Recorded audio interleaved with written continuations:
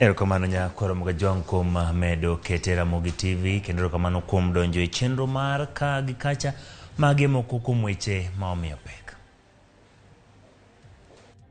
Weche mawuok ni members ni clerks mag county assembly ma Siaya no oyudo pesa moko e yo ma ok ni kare.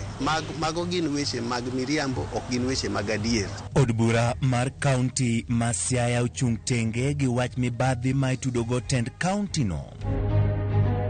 Bengi maduong' mar Kenya okwero jalup jatend Kenya Rigathi Gachagua kuom wacho ni aguch omenda mag pinje ma oko oduono. Kama imeleta shida wakati afisi anakula naye nakula mbuzi, ngamia, ng'ombe na binadamu. Duong' moro itimo ni thieth Garissa bang' ondiegi monje kendo weye gi hinyruok.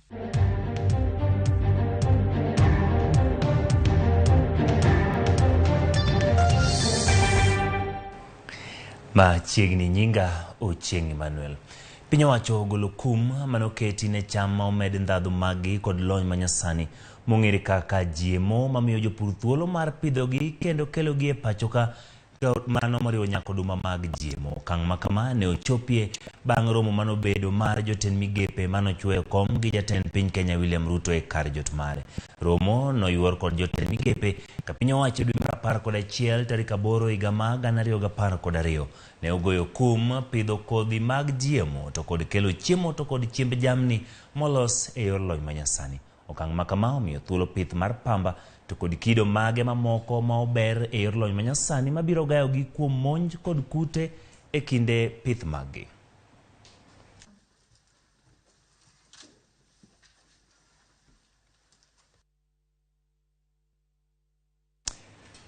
Bengi maduong' ma pachoka CBK koro kwedo wach mane ogol kod jalup jatend piny Kenya Rigathi Gachagua ewi nok mar omenda mag piny Amerika kata dollars e pachoka. Okang' mane Gachagua lieko ni oserocho ohala ka CBK wacho ni piny Kenya ni kod dola moromo kaka chik dwaro kendo moromo kelo mwandu mawuok e pinje maoko kuom thuolo mag dweche 4. Mana kaka Edwin Okoth leronwa ma koro pogruok ma okwongo yangore ewi chal mar uchumi e kind jotelo manyocha oyier kod CBK. It's for the people. Twak mare kod jofwambo mag Citizen TV manotimore dala ne Nyeri. Gachagua ne olieko ni johala makelo modhi mag jamburko sani ni kod pek mar kelo mwanduno nikech nok mar dola. Gachagua bende ne owacho ni kinde mokalo moko kuom bengi ma pacho ka ne timo ohelni mag uso dola e tok chik. Okang' mano miyo ohelni magolo mwandu e pinje maoko ne odwa lwar. Why there was a forex problem is because of structure. You know, there was a lot of interest in banks, where very senior people in government own certain banks, and they got involved in this forex business. You know, and the central bank was no longer in charge because of state capture. We inherited a country that is in trouble. We did not actually know the extent of the rot. Only when now we started getting briefings from the National Treasury, we found there's a problem. But we're going to fix it. Milome mano gol mana seche matin bang' twak mar Gachagua no. CBK ne olero ni kembe makelo modhi mag nyamburko e pachoka yudo dola kowuok e bengi mamoko ma opogore kod CBK. CBK bende ne olero ni nyaka tarik 29 dwe mar 9 higani bengi no ne ni kod dola maromo siling 7,424, dola moromo chung' ne nyiewo mwandu mawuok e pinje maoko kuom thuolo mar dweche 4. Kenya nyiewo mwandu mawuok e pinje maoko maromo siling trilion 2.1 higa ka higa, omenda ma nyaka yudre kido mar dola mondo eka mwandu go chop ne oganda. Modhi mag nyamburko makawo siling bilion 500 higa ka higa ema kawo omenda mang'eny mogik e kind gik ma inyiewo kowuok e pinje maoko go. Edwin Okoth, Ramogi TV, Nairobi. Kaudhi County ma Siaya tend bunge County ma Siaya odum mabor kod seyo mag tiyo arietha gi omenda mag county metimone nonro gi duol makedo gi mibadhi e pachoka EACC. Kano loso karani bunge no Eric Ogenga oyango ni chudo manotime kamati mag bunge kod karan mag bunge no ne otime dwe mar 7 to ok dwe mar 8 kaka oseyang kod governor county no James Orengo. Duol mar EACC ne oyango kuo mar omenda maromo shillings million 400 e county no kama duol no wacho ni kamati mopogore opogore mag bunge ne oyudo omenda madirom milion 112 kaka ran mag bungego yudo shillings 600,000 nyadibich e odiechieng' achiel.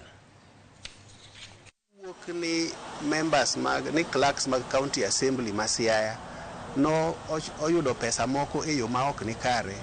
Mago gin weche mag miriambo, ok gin weche mag adier. Adiera makende to bende nitie barupe kata records ma ng'ata oyiene bire county assembly mondo bi onon. Records gi wacho ni pesni gi noch okwa kapok financial year orumo. To peso biro tarik 30 dwe mar 6 ka financial year rumo. To ochul gi members tarik 4 dwe mar 7 ma members no sign ni pesa gi no chulgi to gima nyaka wang'e ni ochulgi kalure gi tiche mane gitiyo chakre dwe mar 2 nyaka dwe mar 6 higani. Koro pesa biro mang'eny. To koro kochulgi dichiel to chulgi through accounts mag committee clerks. Nikech mane gima chik dwaro pesa ok mi member direct nyaka chule through the secretariat.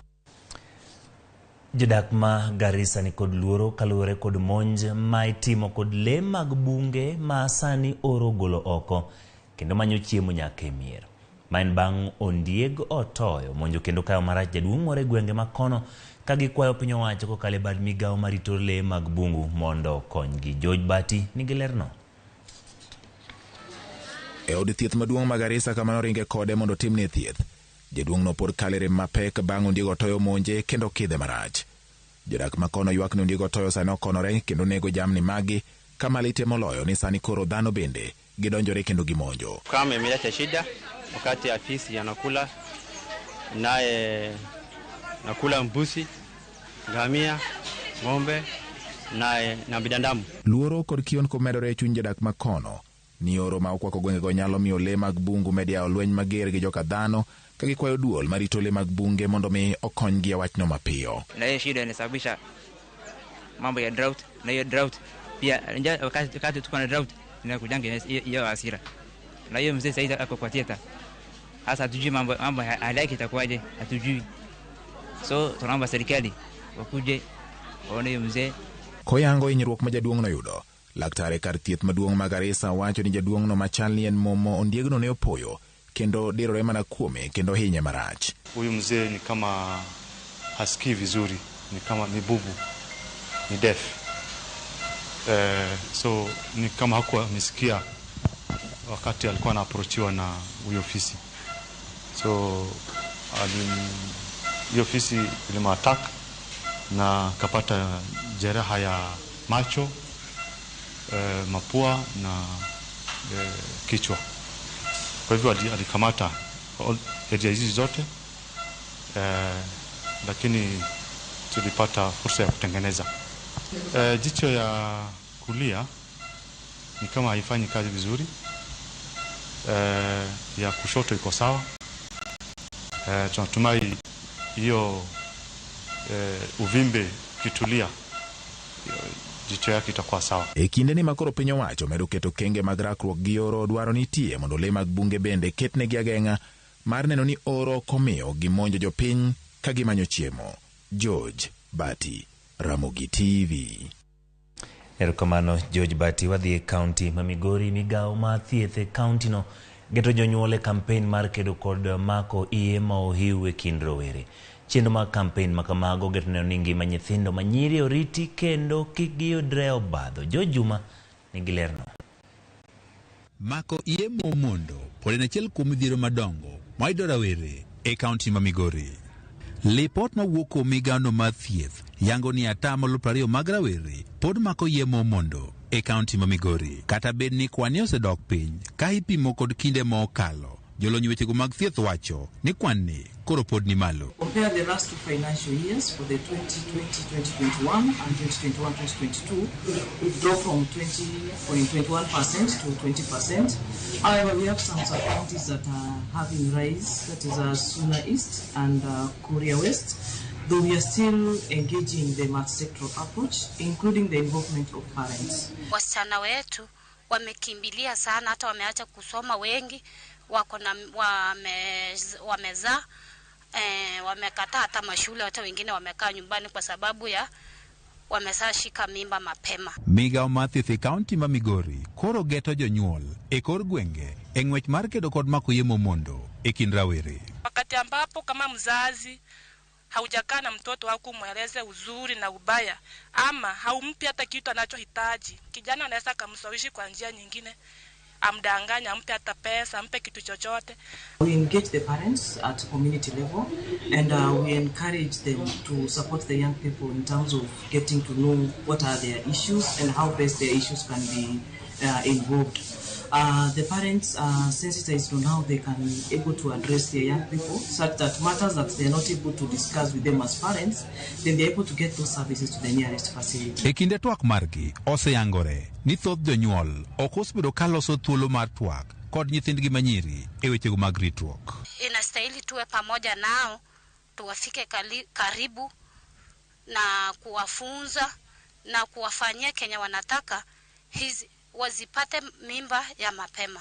Wazazi wa sasa hivi, yani kazi yao, mtu asatoka kazi, ni kuingia kwa nyumba yake. Anasema amechoka, hawezi akakaa akaongea na hao watoto. Wa mama wazee hao wa zamani huaga wakipata muda wa kuongea na hao watoto wetu wa kisichana. Mbaka mamoko mabende gigo kinde maromo kod jonyuol en ka otenore kod wechego mag komo nyuol e kind rawere. At around 37%, so it has been on an upward trend. Yeah, and the main target is even the ones that have delivered to delay the subsequent rapid pregnancy. It's not a one-off thing, it is continuous, and we believe it will even be much better now that the school calendar is getting back to normal. The last 2 years we've struggled because we usually get them mostly when they have closed schools. Ka opogore kod mako yemo mondo midhiero mamoko mabende pod yudo rawere e kaunti ma Migori en medruok mar landruok mag kutego mag ayaki. Lipot mawuok e migaono mar thieth yango ni higa mar 2020 kwan mag rawere mane ogamo kute mag ayaki ne omedre kod 1.6% ka ipimo kod higano mar 2019 mane en 1.2%. George Juma, Ramogi TV, Migori. Jopur mag mira mawuok e gwenge mag Igembe kaunti ma Meru okwayo jatend piny William Ruto mondo gol chik mar pur kod uso mag mira magiwacho ni mayo gi ratichgi. Jopur golero ni ne ok osum pachgi e kinde loso chikego. Kakoro gimedo ni chikego kelo ne gilal mathoth e ohand mira. Gikwayo piny owacho mondo ketnegi mbetre pinje mag uso mira mondo mi okunyne pige kendo bende ogolnegi achudhe mogo tache sekta no. Yorno mabiro chiwo ohala kata jiwo ohala mag mira e gwengego.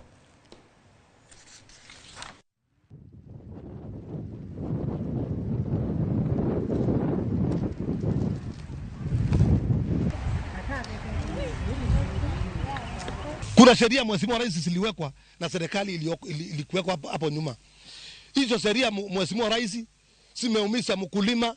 Mkulima hapati pesa ya kusomesha mtoto, mkulima hana kitu cha kukula. Kwa hivyo tunakuomba rais wetu, hizo sheria ziliwekwa. Wale makateli ambao ulisema utawaondoa pia wako pale, wamekalia hiyo mambo ya miraa, mkulima wa miraa hapati kitu. Kwa hivyo tunakuomba zile sheria ziliwekwa siondolewe mbali, miraa iwe soko huru kama zamani. Wakati ile alikuwa maua, hiyo kiboko yake tunaangalia TV kila siku, lakini hiyo kiboko yake tunaona hii yafanya kazi. Kwa hivyo tunamuomba tu hiyo kiboko ianze kufanya kazi, kwa maana tunajua ile waizi ambayo wako hapo wa miraa ni wa kutoka hapa Meru. Igembe North, Igembe Central ni wa kutoka hapa. Kwa hivyo hiyo kiboko kwanza itandike hiyo watu Igembe North na Igembe South na Central waanze kuona hiyo kiboko ikifanya kazi.